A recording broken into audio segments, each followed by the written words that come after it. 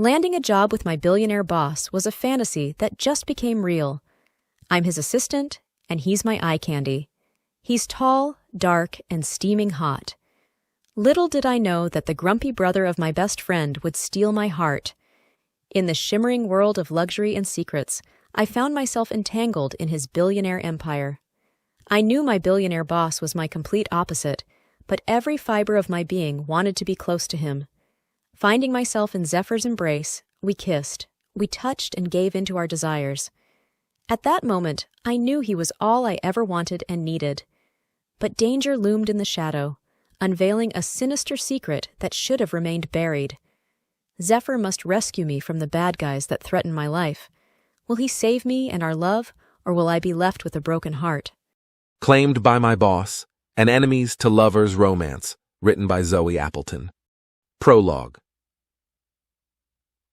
Our story takes place in Sterling City. It's a bustling metropolis, with a population of over 10 million people. The city is known for its tall skyscrapers, busy streets, and diverse culture.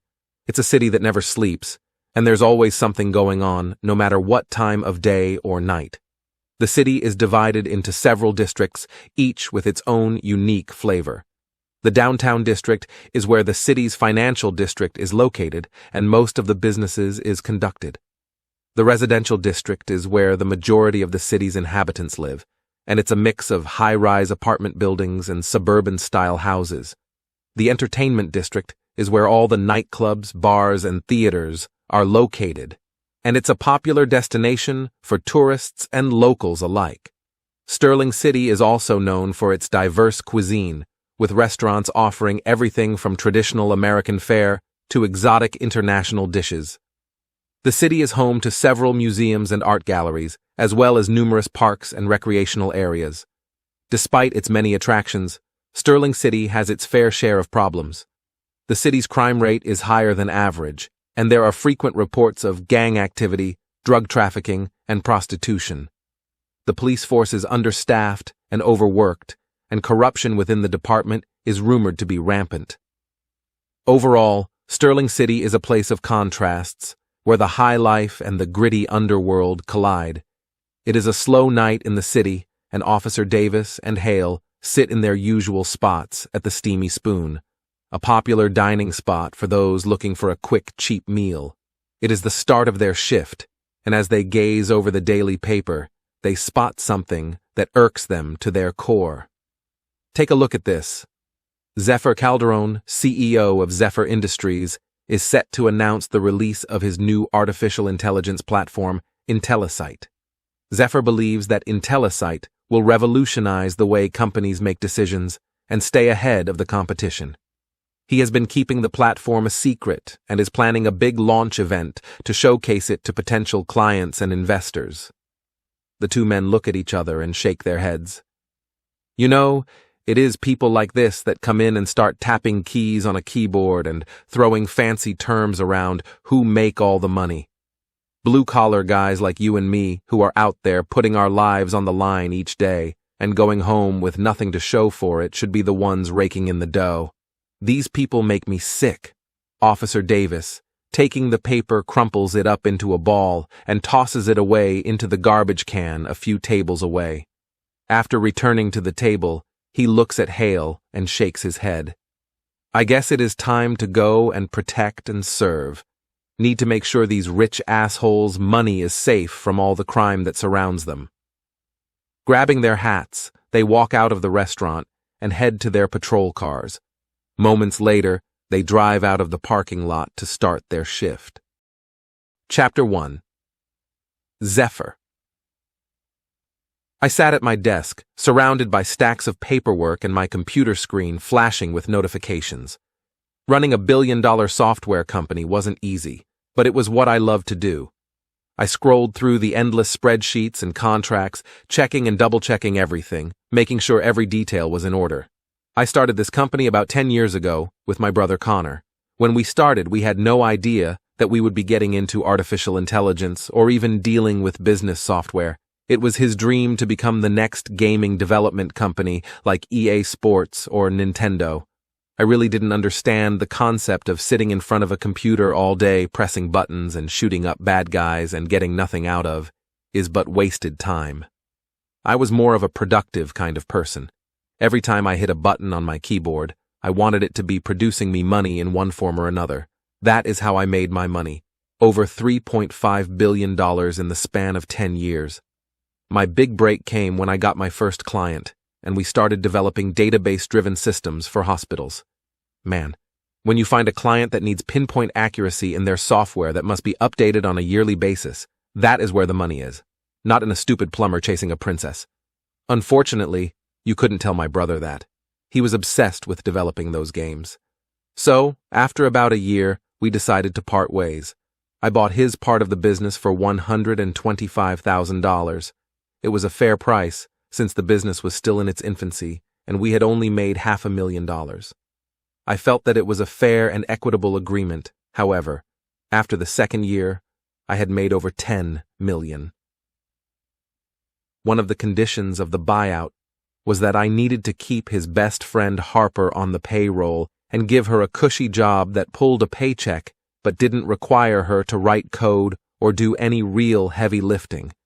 The two of them had been in a relationship for about a year or so, and he felt that she could use the experience and money. After a year of her working for me, tragedy struck, and my brother wound up dead. He was in the entertainment district of the city at a bar called Ralph's.